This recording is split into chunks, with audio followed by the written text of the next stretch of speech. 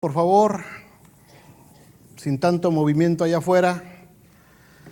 Vamos a continuar con nuestra serie que empezamos hace 8 días, titulada Esta es mi iglesia.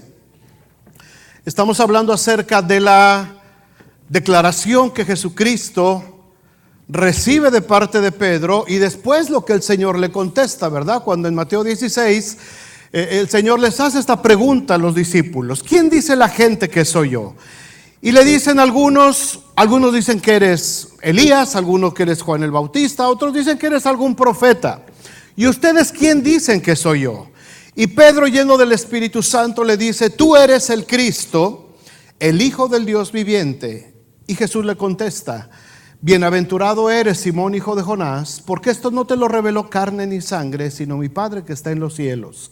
Y yo te digo esto: esta es mi iglesia, y sobre esta roca fundaré mi iglesia. ¿Cuál roca? Esta verdad, la verdad de que Jesucristo es el Hijo de Dios y el ser humano dispuesto a recibir esta verdad. Esa es una roca que se forma, y sobre esta verdad voy a edificar mi iglesia, y las puertas de la muerte, las puertas del Hades, del sepulcro, dice, no van a prevalecer sobre ella. Y empezamos a hablar acerca de cómo la iglesia a través de 2000 años ha estado funcionando. La iglesia ha permanecido, la iglesia ha prevalecido, imperios han caído, pero la palabra de Dios ha seguido corriendo por más de 2000 años. Y nosotros somos parte de esa iglesia. Nosotros somos parte de esa verdad que Jesucristo estableció desde que estaba con los discípulos. Hablamos de que la semana pasada, para que la iglesia pueda funcionar, se necesitó que ellos entendieran cuál era el primer mandamiento de Dios. ¿Se acuerdan? Hablamos del primer mandamiento más grande, más importante. Antes de que Dios, allá en el monte Sinaí, a Moisés le revele todas las leyes acerca de cómo iban a vivir como una nación libre, independiente, el primer mandamiento es: tienes que amar a Dios con todo tu corazón, con toda tu alma, con todas tus fuerzas físicas y con toda tu mente, ¿verdad? Tienes que amar a Dios. ¿Por qué?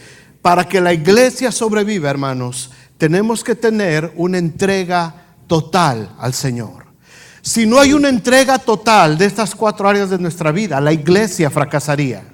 Si no es porque ha habido gente que se ha entregado totalmente a Dios, si no es porque ha habido gente a lo largo de los siglos que, sin importarles ni su propia vida ni nada, se han entregado totalmente a Dios, la iglesia hubiera fracasado, porque Jesucristo estableció esta relación: el Hijo de Dios y el hombre, el grupo de creyentes. Así es que formamos una especie de simbiosis, una especie de partnership con Dios. Dios pone la salvación, Dios pone el Espíritu Santo, Dios pone la gracia, su misericordia, y el ser humano pone la respuesta a esos dones de Dios. Y entonces se puede formar la iglesia. El llamado de Jesús para la iglesia, hermanos, representó desde el principio este primer mandamiento: que hubiera una entrega total al Señor. Y vemos a este grupo llamado iglesia, que desde su inicio ha estado constantemente bajo ataque del lado contrario. Satanás ha estado atacando constantemente a la iglesia desde que se estableció. A partir de que Jesucristo establece a sus discípulos, la iglesia ha estado bajo ataque. Desde ahí hasta nuestros días, la iglesia ha estado bajo un ataque constante. Hay 2 tipos de ataque que la iglesia ha sufrido a lo largo de estos 2000 años. El ataque frontal, el ataque directo de Satanás, la persecución, el martirio, la muerte. Cuando la iglesia ha sido perseguida, literalmente, ha habido violencia física, ha habido derramamiento de sangre de gente, ha habido hermanos cristianos a lo largo de los siglos. Esto no es historia de hace 20 siglos. Está pasando ahorita, en este momento, en algún lugar del mundo hay cristianos que están siendo muertos a causa de su fe en Cristo Jesús. En este momento. Y tú dices, sí, no, pues allá en Arabia, en aquellos, no, en México, en Latinoamérica, aún en este país, hay gente que está siendo perseguida a causa de su fe. Ese es un ataque frontal. Ese es un ataque que el enemigo ha estado usando por todos los siglos. Aventaba a los cristianos al circo romano para que fueran víctimas de los leones. Algunos cristianos eran clavados en estacas vivos, rociados con brea y prendidos con lumbre para que alumbraran las calles de Roma. Los cristianos han estado bajo ataque por todos estos 2000 años hasta el día de hoy. Ese es el ataque frontal. Ese es el ataque que Satanás ha usado en contra de la iglesia en lugares ahora donde le es permitido hacerlo. Y se siguen viendo este tipo de ataques. Es un ataque frontal. Jesús se lo advirtió a la iglesia. Primero se lo dijo a Pedro. En Lucas 22:31 dijo también el Señor a Pedro: Simón, Simón, he aquí Satanás os ha pedido para zarandearos como a trigo. Jesús se lo advierte a Pedro: Pedro, te van a zarandear. ¿Alguien sabe de cómo se cosecha el trigo? ¿Alguien ha estado en una cosecha de trigo, en un campo de trigo? ¿Saben? No han visto nunca, ni películas, nada. ¿Sí? Arturo, tú sí. ¿Cómo se hace el trigo? Después de que lo cortan, lo tienen que amarrar en manojitos, en manojos grandes. ¿Y qué le hacen al manojo? Se le pone unas sacudidas, pero no nada más así de, ya ve. No, lo tienen que azotar, mano, al trigo, para sacarle todo el granito, ¿verdad? Ahora los métodos obviamente ya son más modernos, pero se le tiene que azotar. Y Jesús le dice a Pedro: Satanás te ha pedido para zarandearte como a trigo. Es decir, Pedro, te van a poner una guamisa, mano, del tamaño del mundo. Jesús no pudo haber defendido a Pedro.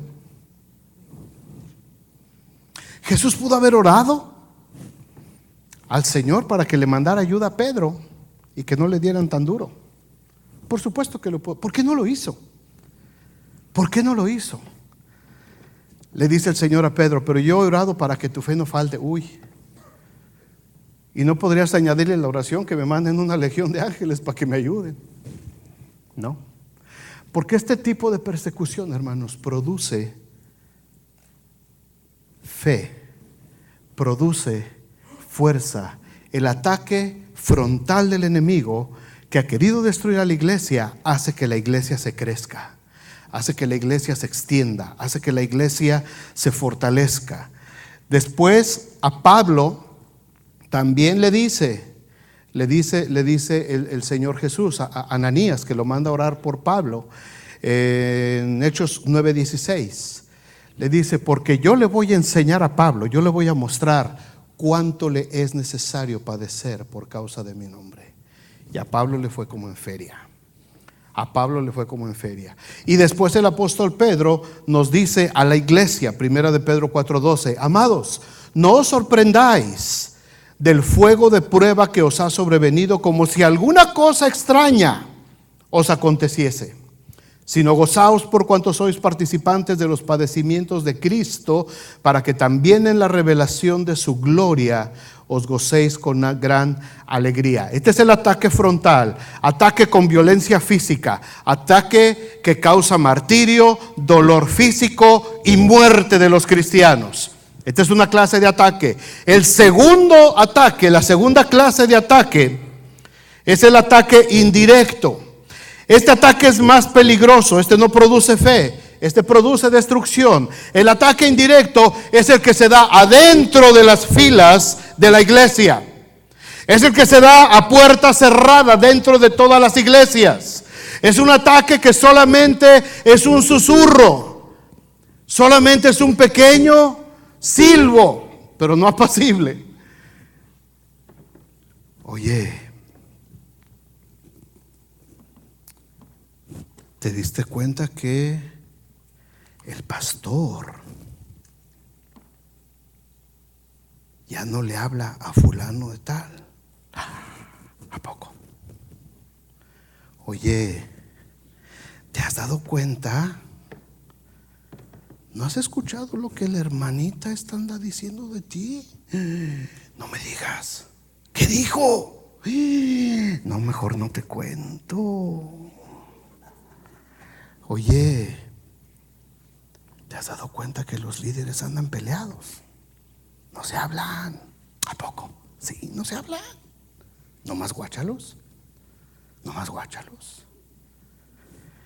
Oye, ¿no has visto cómo se me hace que al pastor ni le importamos tú?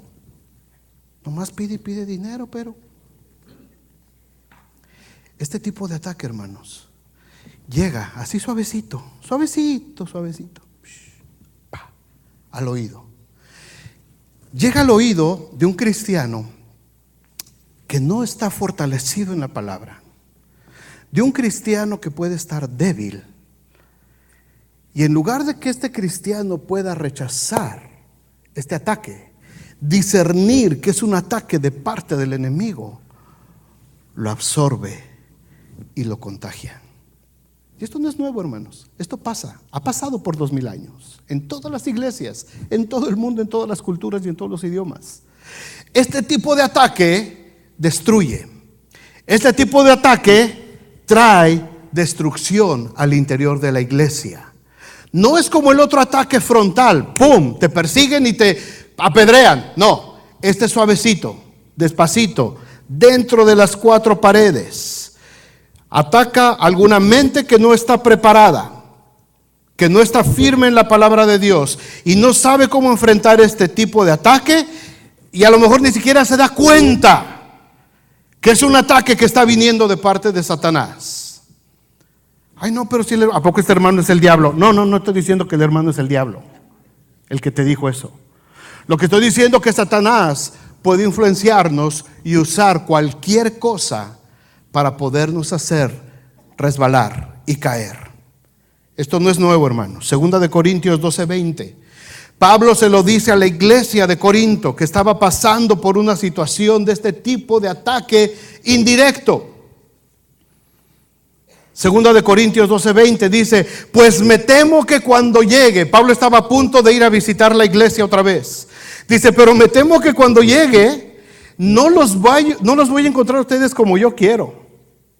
Y dice Pablo, y ni ustedes me van a ver a mí como ustedes quieren verme. Pablo tenía su genio. Pablo era de carácter. Pablo no se andaba con medias tintas. Pablo no se andaba con cuentos. Y les advirtió Pablo, voy a ir, dice, y ustedes, por lo que he escuchado, no andan como deben de andar. Y ustedes están contentos de que voy, pero no me van a ver como ustedes creen que me van a ver. Se les iba a aparecer, hermano. Se les iba a aparecer Pablo. Y después les dice, hay entre vosotros contiendas, envidias, iras, divisiones, maledicencias, murmuraciones, soberbias y desórdenes. Ataque indirecto. Ataque indirecto. No está hablando Pablo de persecución. No está hablando Pablo de que están siendo perseguidos por el Imperio Romano, ni siquiera por los judíos tradicionales. Está hablando de ataque indirecto adentro de la iglesia. Murmuraciones, divisiones, pleitos, soberbias, desórdenes. Este tipo de ataque es el que causa una grieta dentro de la iglesia y se empieza a romper. Y créanme, hermanos, he visto iglesias enteras resquebrajarse porque no pudieron discernir este tipo de ataques y no tuvieron la madurez espiritual para detenerlo. Los cristianos no estaban listos, se dejaron seducir por este tipo de ataque y cayeron. Pablo ya se los había advertido a los hermanos de Corinto en la primera carta, primera de Corintios 3:1.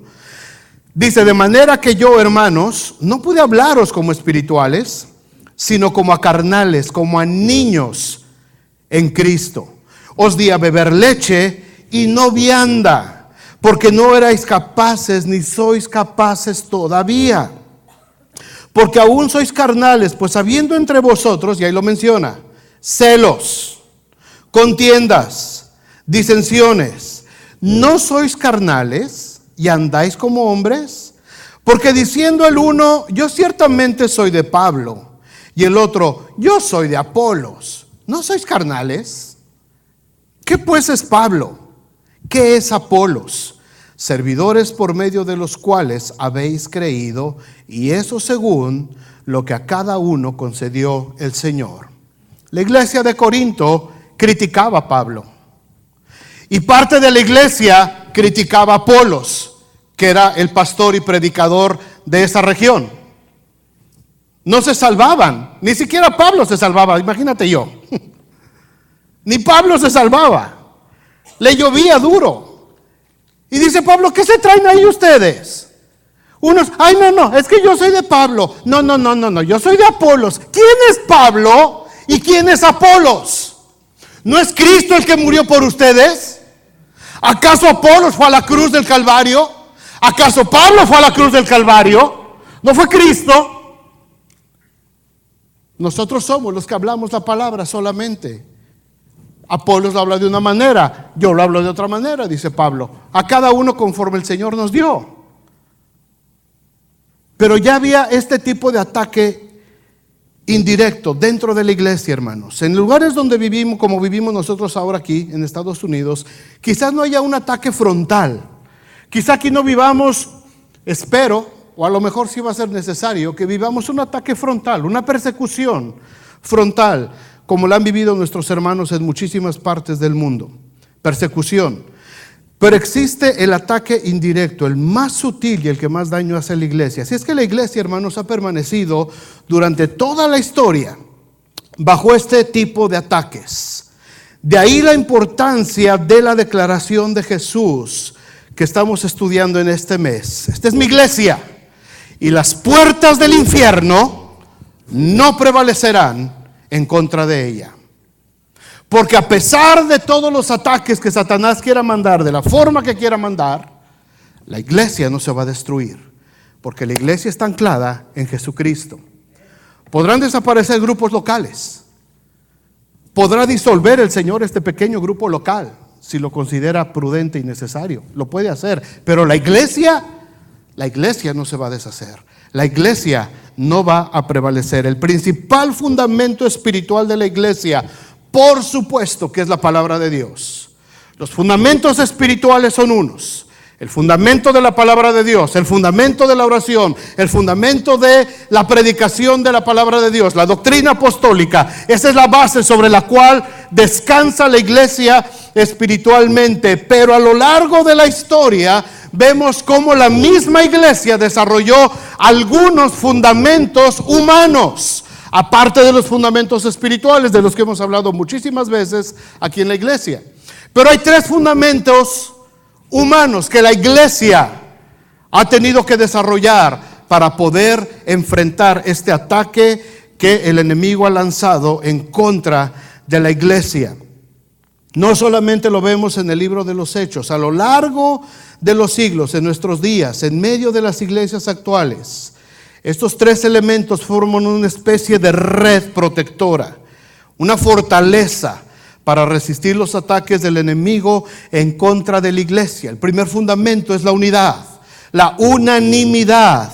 Para el grupo de discípulos y los primeros creyentes, el proceso de lo que conocemos como la pasión de Cristo, el arresto de Jesucristo, su juicio, el tiempo en que lo llevaron a la cruz, su muerte, todo eso para los discípulos, para el primer grupo que estaba empezando a crecer, debió haber sido algo muy desconcertante para ellos, hermanos. Humanamente no podían entender lo que estaba sucediendo. Sus mentes no alcanzaban a analizar los alcances de lo que acababan de vivir. Al igual que nosotros cuando nos integramos a la iglesia, nuestras mentes no alcanzan a comprender el alcance de lo que va a ser nuestra decisión de haber sido parte de esta iglesia que Cristo estableció. Es muy bonito venir a las reuniones. Aprendemos de Jesús, sentimos la paz de Cristo, nos alegramos, nos conocemos, nos hacemos cuates. Y vemos cómo nuestras vidas van siendo transformadas por la palabra de Dios. Es algo, eso no se compara, es algo padre, es algo, ¿no?, bonito, que sentimos todos. Pero al igual que los discípulos, hermanos, ni por aquí nos pasa la idea del alcance eterno y de lo que se está generando en el mundo espiritual cuando nosotros nos reunimos cada semana en este lugar. Ni nos imaginamos, ni tenemos idea de lo que va a suceder, de lo que Dios está preparando para las futuras generaciones. Por eso los discípulos tuvieron que establecer este primer fundamento para la iglesia, para que la iglesia pudiera sobrevivir a lo que venía. La unidad. Vamos a entender este fundamento. Pónganse un poquito en los pies, en las sandalias, en las túnicas de este grupo de hombres. Jesús se acaba de ir en una nube. Ellos se les aparecen dos ángeles. O sea, la historia se oye muy bonita, muy interesante, ¿no? Si alguien ha visto alguna película de esto, ¡ay, qué padre! Yo hubiera querido estar ahí. Yo no. Yo me muero del susto, mano. De pronto ver a Jesús que se va yendo para arriba y de pronto aquí dos ángeles, no, ahí quedo. Yo no hago nada más, yo ahí marcho, ¿no? Lo vemos y lo oímos muy bonito. Ay, qué bonita historia. Ay, la nubecita, se va yendo Jesús a la nubecita, qué rico. Y los dos angelitos aquí, con su alita aquí. Esto debió haber sido algo impresionante para estos pobres hombres. Sus mentes no alcanzaron a entender lo que estaba pasando. No fue fácil para ellos. Así es que dice el relato. Vamos al libro de Hechos, capítulo 1, versículo 12. El libro de Hechos nos narra la historia de la iglesia desde el principio. Dice el versículo 12: entonces volvieron a Jerusalén desde el monte que se llama del Olivar. Volvieron, ¿verdad? Se va Jesús.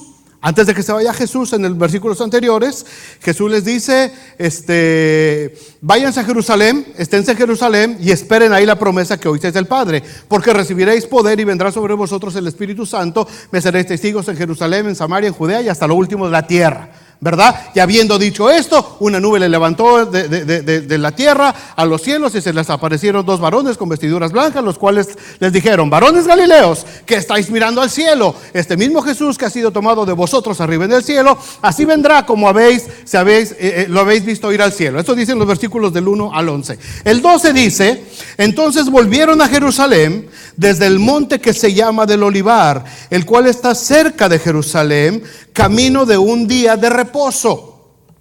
Camino de un día de reposo significa, por si se estaban preguntando, la distancia que tenías permitido caminar en un día sábado, en un día de reposo. En un día de reposo no podías hacer nada, no podías ni tender la cama, no podías cocinar, no podías planchar, no podías lavar, no podías ir a la Walmart, no podías hacer nada. Reposo era reposo. Y había solamente una pequeña distancia que tenías permitido caminar. Y de eso no te podías pasar. Más o menos, poquito menos de 3/4 de milla era lo que tenías permitido caminar. Y cuando dice aquí que el monte del Olivar a Jerusalén estaba más o menos camino de un día de reposo, a veces se imagina uno, híjole, todo el día se la aventaron caminando. No, nada más caminaron 3/4 de milla, no era gran cosa. No era mucho lo que caminaron, estaba cerca. Así es que llegaron, iban caminando ese pedacito de camino, no era mucho. ¿Qué iban pensando los discípulos?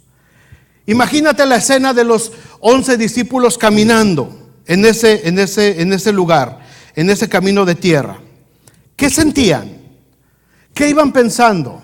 Quizás se sentían en ese momento con dudas, se sentían abandonados. El maestro se nos acaba de ir. Ya nos quedamos solos. Se sentían solos, tenían una promesa, se aferraban con todo a esa promesa, pero eran seres humanos comunes y corrientes, hermanos, como nosotros. Y mientras caminaban no podían saber que ellos eran la primera iglesia. No se imaginaban lo que estaba pasando. No se imaginaban, no les pasaba ni por relajo que por medio de ellos se iban a hacer grandes señales y milagros. No sabían que muchos de ellos iban a morir como mártires por causa de su fe en Cristo. No sabían ellos que 2000 años después íbamos a estar nosotros en este lugar tan lejano, recordándoles y hablando de ellos. No tenían idea de lo que estaba sucediendo cuando ellos iban caminando esa pequeña distancia hacia Jerusalén. No tenían idea. Cada vez que nosotros venimos aquí, hermanos, y nos congregamos, no tenemos ni remota idea de lo que Dios está haciendo con nosotros. Entendamos esto, somos la iglesia. Venimos y tú dices, no, pues sí fuimos a la iglesia, normal, un día normal. No nos imaginamos lo que Dios está preparando. Dentro de 50 años más o menos, si el Señor no ha venido antes, la mayoría de los que estamos aquí ya santos óleos. La mayoría, ¿verdad? Muchos todavía están, sí aguantan. Canosos combates, pero aguantan. La mayoría de nosotros ya no. En 50 años, imagínate un culto allá en el edificio en la college. Ya va a estar medio deteriorado el She-Rock, Arturo, no te preocupes. Habrá otro Arturo que le dio una manita de gato.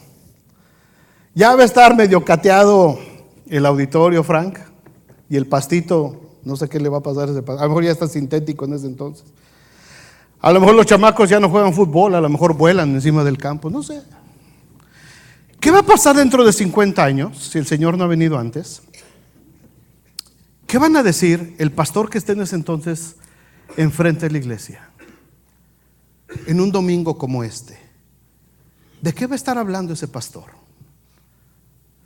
Hermanos, tenemos un gran legado que nos dejaron hombres y mujeres que se entregaron, que se apasionaron. Tenemos en la historia de nuestra iglesia un hombre que se llamaba Arturo Rangel. Cuenta la leyenda que no se cansaba. Cuenta la leyenda que él con todo el corazón estaba y podían pasar horas y pasaba semanas adentro del edificio preparándonos este lugar. No salía ni, le van a exagerar. No salía ni para comer, no salía ni para dormir. Aquí, y gracias a él tenemos. Ya estoy diciendo, yo. Fui yo lo hice. Y teníamos hermanas que iban y predicaban. Muchos de los que están aquí sentados, sus padres fueron alcanzados después de haber ido a comprar sus tacos de cochinita pibil. Y por ahí un muchacho va a decir, ¿verdad? A lo mejor que dirija la alabanza. Sí, a mi mamá le hablaron unas hermanas, unas hermanitas que iban ahí cuando había tiendas mexicanas. Ahora ya es Super Rosales Mayer, se fusionaron, una super tienda. Toda una isla completa, mano, de tacos, de tripa, de chicharrón, de buche, de nana. Se fusionaron, ¿no? Pero cuando todavía no se fusionaban, no existían esas cadenas de supermercados, había un mercadito que se llamaba La Rosales. Y una vez mi mamá saliendo de esa tienda, después de haber tenido un pleito con mi papá, se le acercaron unas hermanas. Una hermana que creo que se llamaba Mari y una Betty, por ahí debe estar apuntado ahí en unos libros viejos, ahí todos. Unos archivos en US Drive, cuando se usaban los US Drive. Por ahí el pastor aquel, por ahí lo debe tener. A lo mejor encontramos algún equipo antiguo que pueda leer ese tipo de cositas. Y ahí debe estar el nombre de aquellas hermanitas que saliendo de la tienda le hablaron a mi mamá. Y mi mamá entregó su corazón a Cristo. Y por eso yo ahora estoy aquí dirigiendo la alabanza. ¿Qué va a pasar dentro de 50 años? ¿Qué es lo que estamos tejiendo aquí nosotros, hermanos? Ni idea tenemos. Los discípulos iban caminando ese 3 cuartos de milla. No se imaginaban lo que iba a suceder. No tenían idea de lo que Dios estaba preparando para las vidas de ellos y para las siguientes generaciones a partir de ellos. Por eso decidieron permanecer juntos. Versículo 13. Y entrados subieron al aposento alto, donde moraban Pedro y Jacobo, Juan, Andrés, Felipe, Tomás, Bartolomé, Mateo, Jacobo hijo de Alfeo, Simón el celote y Judas hermano de Jacobo. Si los contaste son 11. Son los 11 discípulos menos el que se ahorcó. Todos estos perseveraban, ¿qué? ¿Cómo perseveraban? Unánimes no significa solamente reunidos ahí en montón. Unánime significa una sola ánima, un solo sentir, una sola alma. Tenían un mismo objetivo. Los 11 estaban sintiendo exactamente la misma cosa. Temor, duda, preguntas, fe, devoción, amor por su maestro. Todos estaban sintiendo lo mismo. Estaban unánimes. ¿En qué estaban haciendo? Jugando baraja. ¿Qué hacían? Oración. ¿Y qué? Y ruego. Y aparte de los 11, ¿quién más estaba? Sus esposas, sus familias y la familia de Jesús, María y sus hermanos. ¿Dónde estaba José? No me pregunten. A lo mejor José estaba haciendo la futura sinagoga donde se iban a reunir, era carpintero, no sé, no dice la Biblia. Ante la incertidumbre, hermanos, ante las dudas, ante el temor de lo que iba a suceder, lo que iban a hacer, ellos se unieron como una sola alma en un mismo sentir. El primer fundamento que desarrolló la iglesia para protegerse entre ellos fue la unidad. Cuando Jesús murió, ¿se acuerdan la historia? Se desbandaron. Unos se fueron a pescar, otros se fueron para su casa, se desperdigaron cuando vieron que Jesús murió en la cruz. Pero después de la resurrección se unen, se juntan. ¿Por qué? Porque el mundo nos separa, pero la cruz de Cristo y la resurrección de Cristo nos une. El mundo nos va a querer separar, hermanos. El mundo va a querer venir. El ataque indirecto de Satanás va a querer venir a dividirnos, a separarnos, a fragmentarnos. Pero la resurrección de Cristo va a hacer que nosotros nos unamos y que permanezcamos unánimes en oración, en ruego, buscando la presencia de Dios.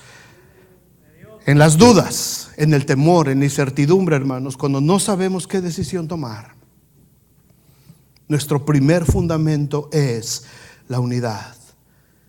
Unos versículos adelante, Hechos 2:1, cuando llegó el día de Pentecostés, estaban todos juntos, unánimes, orando. Cuando vino el derramamiento del Espíritu Santo, ahí estaban todos. Si el Señor se derramara de una manera especial ahorita, ¿quién se iba a quedar fuera? ¿Quién se iba a quedar fuera? Algunos que dijeron, ay, no voy. ¿Y qué tal si pasara hoy? ¿Y qué tal si pasara cuando tú no estás? ¿Qué tal si pasara cuando tú decidiste,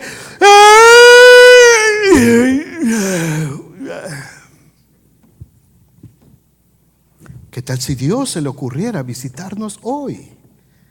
¿Quién se quedaría fuera de la bendición?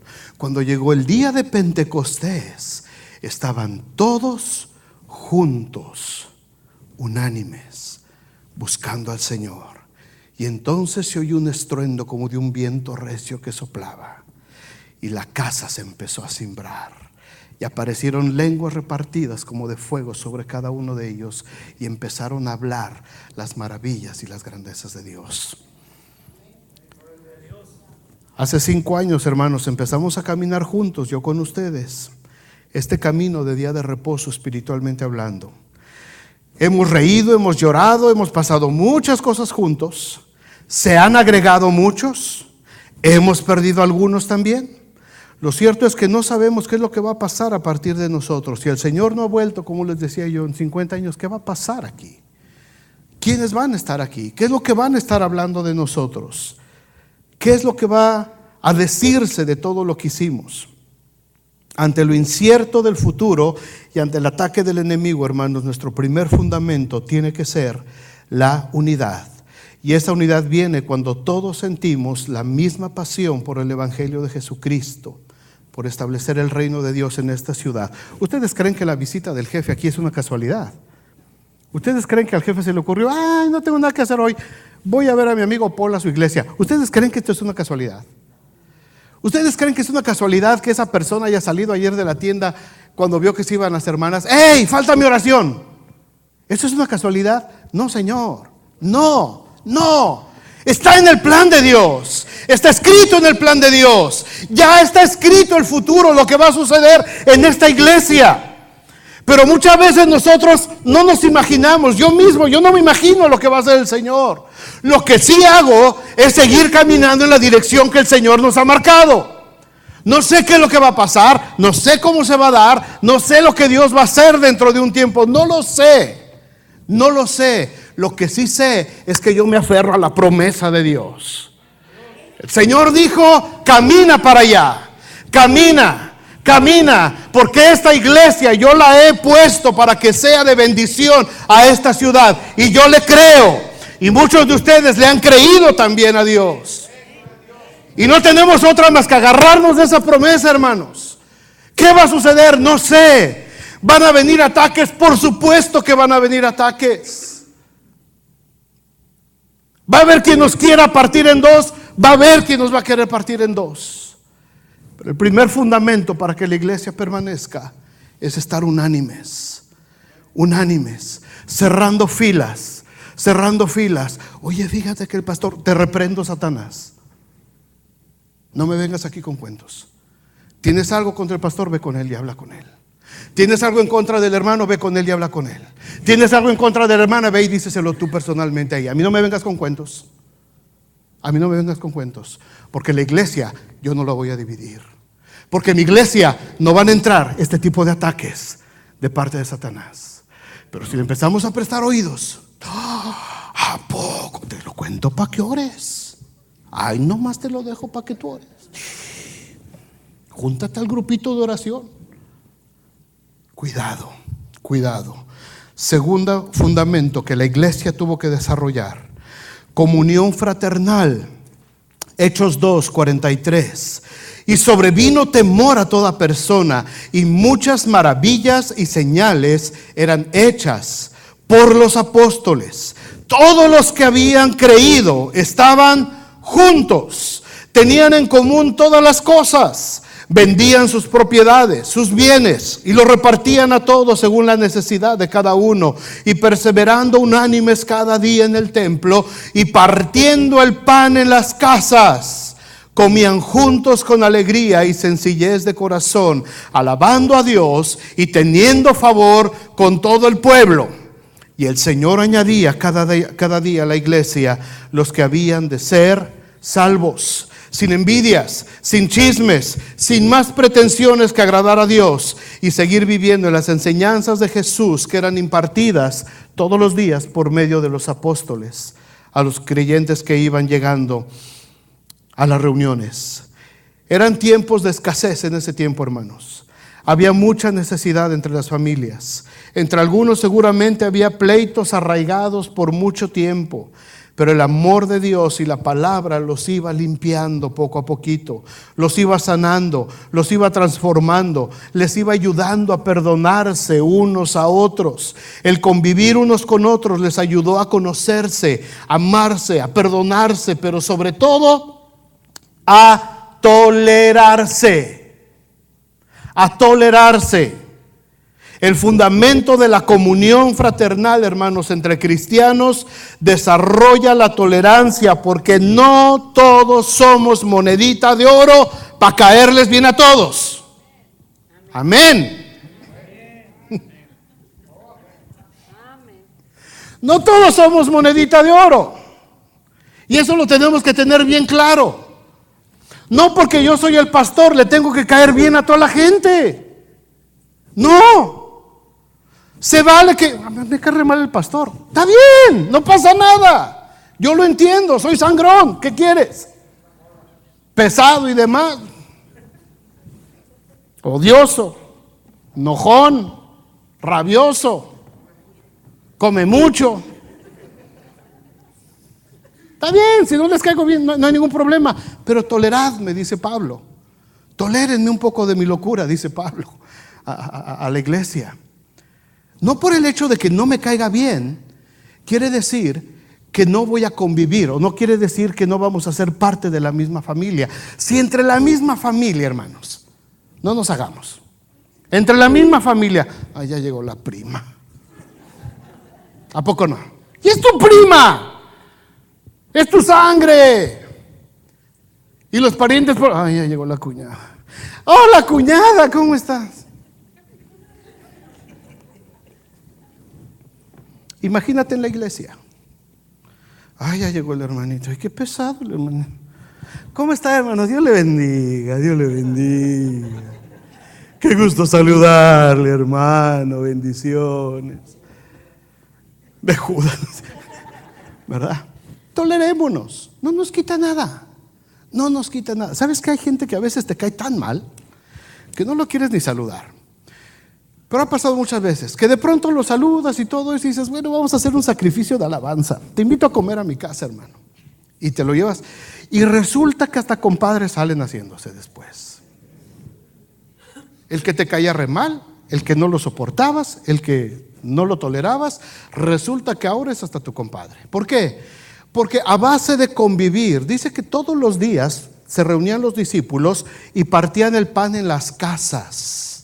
En las casas, no en el templo, en las casas. Eso quiere decir que se invitaban constantemente porque había tiempo de necesidad. Y ahora a lo mejor ellos tenían de comer, los hermanos Sarmiento, y en mi casa no había de comer. Les decía, hermanos, pues como que traigo hambrita, vente para la casa, aquí tenemos algo de pancito. Y yo iba para allá y platicábamos y partíamos el pan con alegría, dice, y sencillez de corazón. No era para ver quién hacía el pozole más rico. No era para criticar la comida. Estaba resalado los frijoles. No iban a eso. Iban a compartir el pan. Iban a fortalecer la comunión fraternal de la iglesia. Cada vez, hermanos, que ustedes están reunidos unos con otros en sus casas comiendo, es hermoso, porque ese es el principio del fundamento de la comunión fraternal. Cuando estamos en las casas, aquí no estamos desarrollando la comunión fraternal, porque aquí estamos cada quien sentado en su lugar y punto. En la casa es donde se desarrolla la comunión fraternal. Ahora, cuidemos de que esta comunión fraternal no se desarrolle solamente entre cuates. Tenemos que procurar el conocernos, el invitarnos unos a otros. Si hoy saliendo de aquí vas a ir a comer a algún lugar y querías invitar al pastor, que lo has invitado muchas veces y nunca va, invita a alguien más. Invita a alguien más. Abre tu abanico de posibilidades. Date el tiempo de conocer a alguien más. Y dices, oye, yo nunca he invitado a fulano, a fulana a la casa o a comer fuera. Vamos a invitarlos ahora a ver. ¿Quién quita y nos llegan cayendo bien? Si te cayó mal, pues vuelve a invitar otra vez, hasta que te caiga. Si el pastor te cae mal, invítalo cada domingo hasta que te caiga. Fórzate. ¿Sí me entienden el concepto, hermanos? Este punto de compartir el pan juntos cada semana, todos los días, la iglesia, en ese tiempo, que eran tiempos muy difíciles, les ayudó para ir desarrollando este fundamento tan importante, que cuando vino el tiempo difícil, cuando vino la persecución, el ataque frontal, ellos supieron armar una red de protección en la iglesia, en todas las provincias del Imperio Romano. Y cuando vino la persecución tan fuerte, los cristianos tenían a dónde irse a refugiar. Iban de casa en casa y se movían hasta de ciudades enteras, porque se había hecho una red tremenda de cristianos por todos lados que estaban listos para ayudar a los otros cristianos que habían conocido a base de partir el pan todos los días en su casa con alegría y sencillez de corazón. Se desarrolló. Cuando vino el ataque tan fuerte de parte del Imperio Romano, muchos cristianos de Jerusalén salieron huyendo y fueron a otras provincias, y donde había cristianos en aquellas provincias se identificaban con los cristianos que iban llegando y los acogían en sus casas. Y en ese tiempo se dio muy fuerte el ministerio de hospedarse unos a otros, la hospitalidad. Por eso Pablo lo menciona en la lista de dones en 1 de Corintios 14. Habla de la hospitalidad, y el escritor de Hebreos dice: no te olvides de la hospitalidad. Hebreos 13:2. No os olvidéis de la hospitalidad, porque por ella algunos, sin saberlo, hospedaron ángeles. ¡Qué óvole! Y los ángeles tienen todas formas. Si me hospedas en tu casa, quizás te toca un angelito choncho. Dice que muchos de ellos, sin saberlo, hospedaron ángeles. Imagínense, en medio del ataque que estaba sufriendo la iglesia, el movimiento espiritual que se estaba generando, hermanos. Y los ángeles, enviados como espíritus ministradores de parte de Dios para ayudar a la iglesia, para que la iglesia siguiera avanzando, tomaban forma humana, forma corpórea. Y muchos hermanos, sin saberlo, hospedaron ángeles en su casa, pensando que estaban hospedando hermanos de la iglesia que venían huyendo. Eran ángeles de Dios. ¿Se imaginan la bendición para esas casas? ¿Se imaginan la bendición que cayó sobre esa casa? Que aún arriesgándose a que los descubrieran, le dijeron a los ángeles: pásenle, nosotros los vamos a recibir porque también somos parte del cuerpo de Cristo. Qué bendición, hermanos, qué bendición cuando abrimos nuestra casa para compartir. Qué bendición cuando invitamos a otro a compartir los alimentos. No porque esperamos, yo lo voy a llevar a comer al Olive Garden, a ver si la otra semana él me lleva al Outback. No, con sencillez de corazón. Son frijolitos, bendito sea Dios. No nos enojamos por los frijolitos, ¿verdad, Frank? Con chilitos ahí de nuestra cosecha. ¿Qué tal? Tortillitas hechas a mano, Gaby.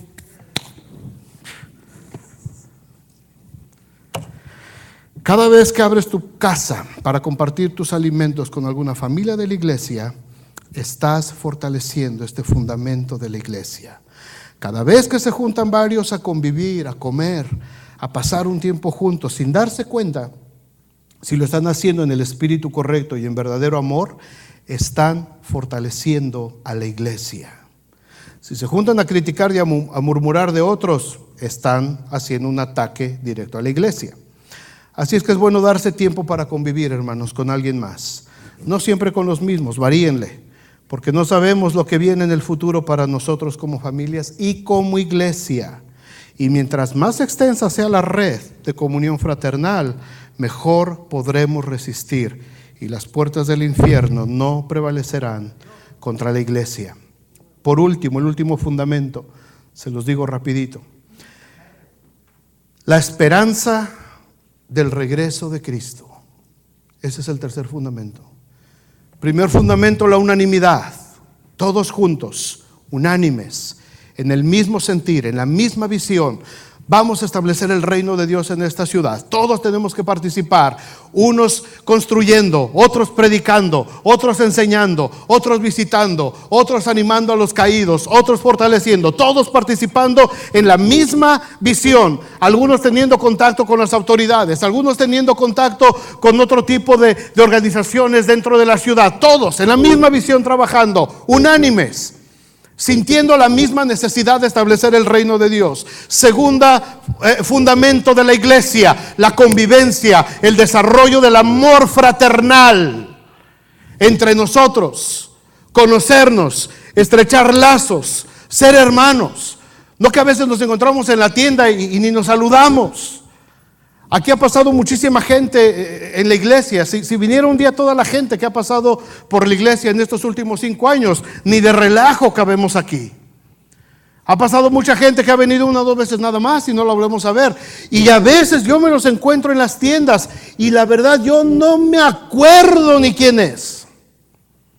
Y nomás siento como que me ven y yo ando ahí con mi carrito.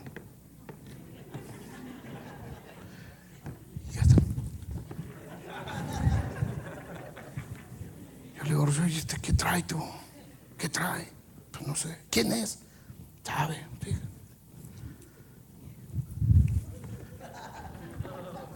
Y ya que estoy en la caja. Sí. ¿Cómo está, pastor? Bien, gracias. ¿No se acuerda de mí? Obvio, no. Si no, ya lo hubiera dicho, ¿verdad? ¿Qué tal, José? ¿Cómo estás? No. Yo iba a su iglesia. ¿Y eso? ¿Por qué dejaste de ir? Pues ya ve. No falta. No, pues no falta. Ya sé que no falta. Pero cuando nos conocemos, o sea, si voy a la tienda y me encuentro a Ramón, pues digo, ¿quién será ese? Hasta le chiflo, ¿no? ¿Qué onda? ¿A dónde vamos a ir? Tercer fundamento, la esperanza del regreso de Cristo por su iglesia. Primero de Tesalonicenses 4:16, porque el Señor mismo, con voz de mando, con voz de arcángel y con trompeta de Dios, descenderá del cielo, y los muertos en Cristo resucitarán primero. Luego nosotros, los que vivimos, los que hayamos quedado, seremos arrebatados juntamente con ellos en las nubes para recibir al Señor en el aire, y así estaremos siempre con el Señor. Versículo 18, léanlo fuerte conmigo. Por tanto, alentaos los unos a los otros con estas palabras. Este es el evento, hermanos, por el que estamos aquí esta mañana de domingo, esta tarde. Por eso estamos aquí, porque Cristo viene, porque tengo la esperanza de que Cristo va a venir. Por eso estoy aquí, por eso me reúno en la iglesia, por eso me congrego en mi iglesia, porque sé que Cristo viene, porque hay una esperanza de la que me tengo que agarrar, que me tengo que afianzar. Si no me agarro de esa esperanza, mi vida va a perecer. Con todo lo que pasamos, con todo lo que vivimos. Estos cristianos del primer siglo, hermanos, eran perseguidos. Su motivación más fuerte era confiar en que Cristo vendría por ellos. Y en medio del dolor y en medio de los afanes, ellos seguían aferrados a que un día el dolor iba a terminar y todo afán iba a pasar. Los cristianos de todas las épocas, hermanos, a lo largo de la historia, han tenido siempre en la mente el regreso de Cristo como la esperanza que nos alienta a seguir adelante. El regreso de Cristo ha sido la brújula que ha guiado a la iglesia en medio de las tormentas, cuando está oscuro, cuando está nublado, cuando no hay estrellas para guiarse. La iglesia ha tenido como brújula el regreso de Cristo. ¿Para dónde vamos? ¿Para dónde avanzamos? Hacia donde el regreso de Cristo nos indique el camino que debemos de seguir, alineándome a las enseñanzas de Jesucristo, teniendo en mente que el Señor va a llegar. Y cuando la iglesia ha usado la brújula de la esperanza del regreso de Cristo, hermanos, la iglesia llega a puerto seguro. La iglesia llega, tu vida llega a puerto seguro. Si la vida de alguno de nosotros de pronto pierde el rumbo, pierdes tu propósito, dices, es que yo ya no sé ni para qué voy a la iglesia, yo ya no sé ni para qué leo la Biblia, Dios no me escucha, Dios no me oye, mis hijos están en la cárcel, mis hijos están peleados, mi marido se fue, mi esposa me dejó, me abandonó, me engañó, estoy hasta acá de deudas, no puedo con la enfermedad, yo no sé ni para qué. Estás perdiendo la brújula. Vuelve, agarra tu brújula. ¿Qué es lo que le da sentido a mi vida? ¿Qué es lo que le da propósito a mi vida? Que Cristo va a regresar en las nubes y todo ojo le verá. Esa es mi esperanza, ahí es mi objetivo, ahí voy caminando, veo la brújula que camina hacia ese lugar y toda mi vida se tiene que alinear ahí, aún que la noche esté muy oscura y la tormenta esté rugiendo con toda su fuerza. Mi esperanza es que Cristo va a aparecer en las nubes. Esa es la esperanza. Esa es la promesa que le ha dado fuerza a la iglesia para mantenerse por más de 2000 años, hermanos. No podemos perder de vista. Pero en las últimas décadas, la iglesia ha dejado de predicar acerca de la segunda venida de Cristo. La iglesia ha dejado de lado esta promesa y se está volviendo egocéntrica, materialista. buscando solamente falsos profetas que le adivinen el futuro y que los hagan sentir bien. Un pastor amigo mío, bueno, yo no sé si todavía es mi amigo. Sí, es mi amigo, lo quiero mucho. Empezó apenas una iglesia hace como un año, después de haber estado muchos años fuera del ministerio. Y me decía, mira Jorge, lo que la gente quiere es que la haga sentir bien. Nada más. Dales lo que quieran. Déjate de hablar de infierno, déjate de hablar de que Cristo viene otra vez. Esos son puros cuentos, eso no va a pasar. Ayúdales a que se la pasen bien y ya. Nada más. Esto refleja la vida, hermanos, el pensamiento de muchos cristianos en este tiempo, de muchas iglesias. Muchas iglesias. La iglesia dejó de hablar de la esperanza que nos ha mantenido con vida por más de 2000 años. Dejó de cantar sobre este tema. Todo se volcó a solamente hacernos sentir bien, a consolarnos, a no sufrir, pero dejamos de lado la experiencia eterna del arrebato de la iglesia. No se oyen muchos cantos ya sobre este tema. Hace 20 y tantos años Jesús Adrián se aventó uno por ahí, con voz de mando y con trompeta de Dios. That's it, no hay más. Y no se ha vuelto a oír. Ven, y ojalá lo restauren. Gabriel, ¿dónde estás? Ahí atrás. Restauren ese canto. Con voz de mando y con trompeta de Dios. En los confines de los cielos se oirá la voz del Señor. Un canto poderoso, inspirado por Dios sin duda. Pero la iglesia dejó de cantar esto. La iglesia ha dejado de lado todo esto. A lo mejor por ahí hay algunos, pero no se oyen mucho.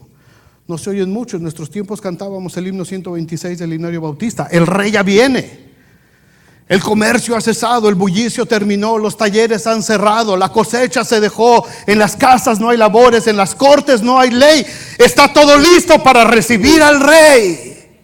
El Rey ya viene, el Rey ya viene. Ya sonó la gran trompeta y su rostro puedo ver. Oh, el Rey ya viene, el Rey ya viene. Jesucristo viene por mí. Ya no se canta. Ya no se canta, ya no se habla de la esperanza que ha mantenido a la iglesia con vida, la brújula de la iglesia.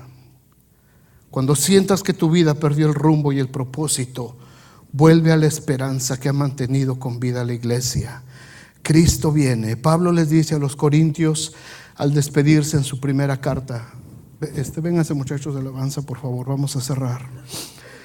Primera de Corintios 16:20. Fíjate cómo se despide Pablo en su carta a los Corintios.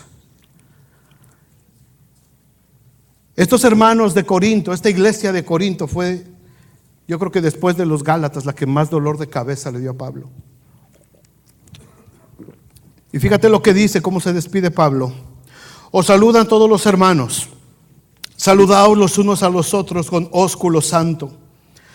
Yo, Pablo, os escribo esta salutación de mi propia mano. Pero el versículo 22 está tremendo, hermanos.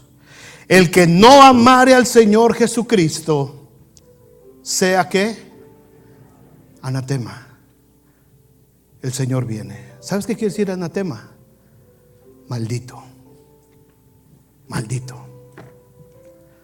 Maldito el que no ame al Señor Jesucristo. O sea, va a caer una maldición sobre aquel que después de haber conocido al Señor, que después de haber gustado la salvación, que después de haber dicho, yo creo que Jesucristo es el Hijo del Dios viviente, y de pronto deja de amarle con todo su corazón, con todo su mente, con todas sus fuerzas y con toda su alma. Maldito el que no amare al Señor Jesucristo. Y termina con las palabras: el Señor viene. El Señor viene. La escritura original, en el griego original, esta es la única expresión que el apóstol Pablo usa, no en griego, sino en arameo, el lenguaje de Jesús. Y donde dice el Señor viene, Pablo escribió Maranata.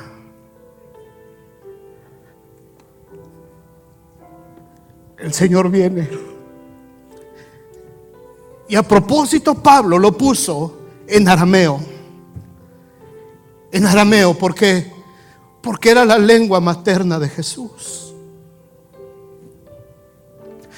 Y cuando Pablo les dice, Maranata, hermanos, se convirtió esa palabrita en un grito de victoria cuando la iglesia tuvo que enfrentar la más terrible persecución de la que se tenga memoria.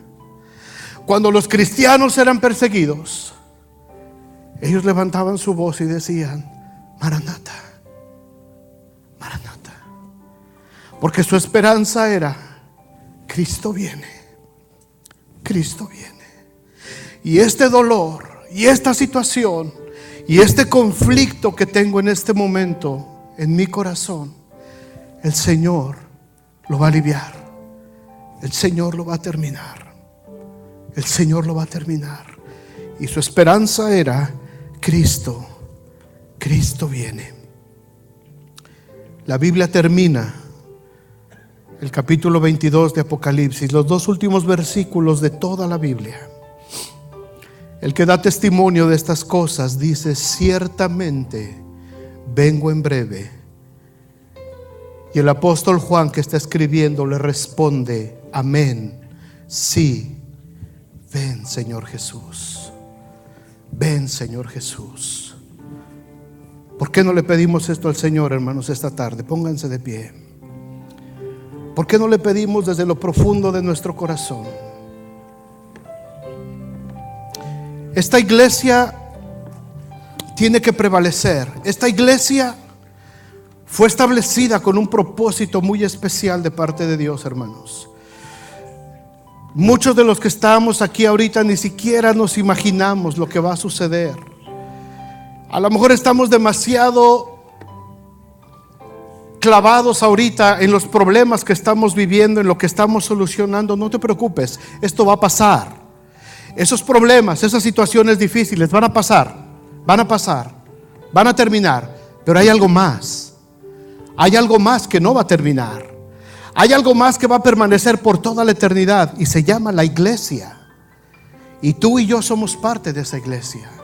Y Dios nos llamó a permanecer unánimes, juntos, sintiendo una misma cosa.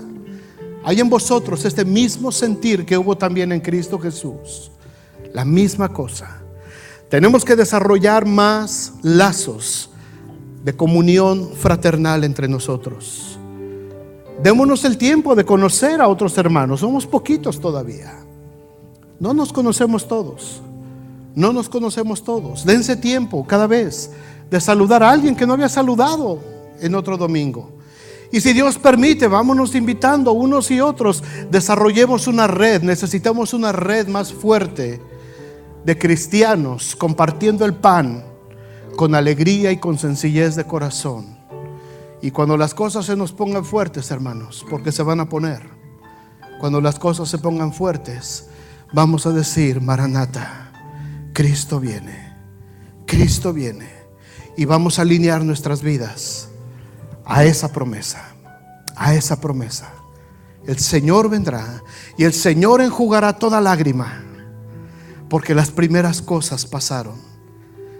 Ciertamente volverán los redimidos de Jehová, la profecía de Jeremías, y volverán a Sión cantando, y gozo perpetuo habrá sobre sus cabezas, y el dolor y el gemido huirán, porque Cristo regresó por su iglesia. Señor, muchísimas gracias por la historia. Muchas gracias, Señor, porque sabemos que no son cuentos de camino nada más. Porque si esta historia del libro de Hechos no fuera real, nosotros no estaríamos aquí. Pero es tan real y ha trascendido y ha impactado a lo largo de los siglos, que esa misma fuerza ha llegado hasta nuestros días, ha llegado hasta nuestras vidas, ha quebrantado nuestros corazones. ha roto las cadenas que nos tenían atados. Se han desatado los grillos, los cepos y las cadenas que nos habían amarrado por tantos años. Porque el poder de Jesucristo, el poder de esta declaración: esta es mi iglesia, y las puertas del infierno no prevalecerán en contra de ella. Esa misma declaración rompió mis cadenas. Esa misma declaración me hizo libre. Esa misma declaración me dio la vida eterna. Por eso estamos aquí. Por eso somos parte de esta iglesia. No venimos a ver cómo nos sentimos nada más. No venimos porque no hay otra cosa más que hacer. No venimos porque me trajeron. No venimos porque me insistieron. Vine porque soy parte del cuerpo de Cristo. Vine porque soy parte de la iglesia viva de Jesucristo. Señor, y ponemos en nuestra mirada, en nuestra brújula, si alguien aquí en esta tarde, Señor, se había perdido. Si alguien aquí había perdido el rumbo de su vida, si alguien había dicho: yo de pronto ya no sé para dónde voy, en el nombre de Jesús, levanta tu voz y di: Maranata, Cristo viene. Cuando pierdas el rumbo, cuando sientas que la tormenta está muy fuerte, levanta tu voz y di: Maranata, Maranata. Y acuérdate de la promesa. Acuérdate de la esperanza que ha mantenido a la iglesia viva por más de 2000 años. Cristo viene. Cristo viene, hermano. Cristo viene. Cristo viene. Abre tu boca y decláralo. Cristo viene. Cristo viene. Señor, ven. Ven, Señor Jesús. Ven, Señor Jesús. Creemos en la esperanza eterna. Creemos en la promesa que hiciste.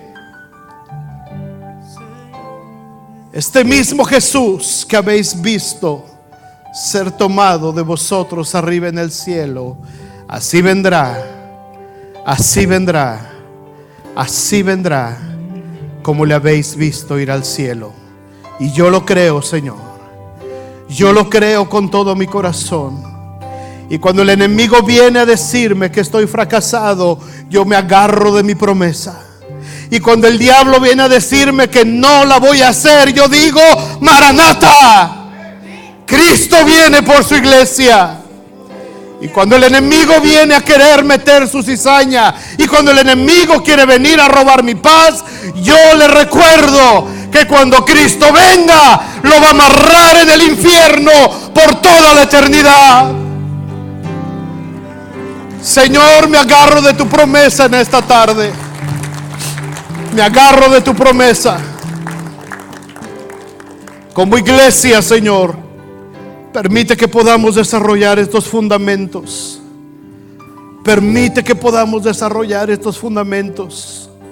Que la iglesia Vida Nueva de South Bend, Indiana, tenga la madurez espiritual para desarrollar estos 3 fundamentos: unanimidad, comunión fraternal, la esperanza de que Cristo va a venir nuevamente por su iglesia.